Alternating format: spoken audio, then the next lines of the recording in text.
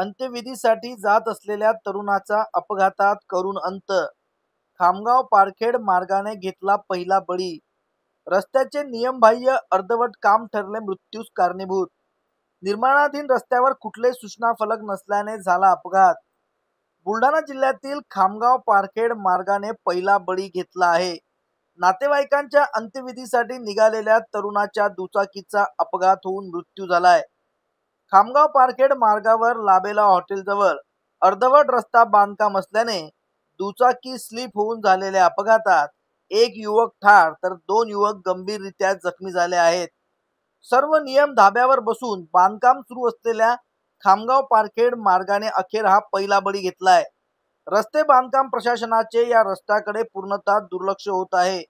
रस्त्याच्या दुरावस्थेची बातमी सातत्याने लावून देखील या रस्ता बांधकामाकडे प्रशासनाकडून लक्ष दिलं जात नाही.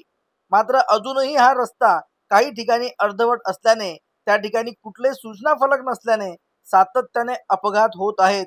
त्यामुळे याही पेक्षा मोठ्या अपघाताची प्रतीक्षा रस्ते बांधकाम प्रशासनाला आहे की काय असा प्रश्न उपस्थित केला जात आहे.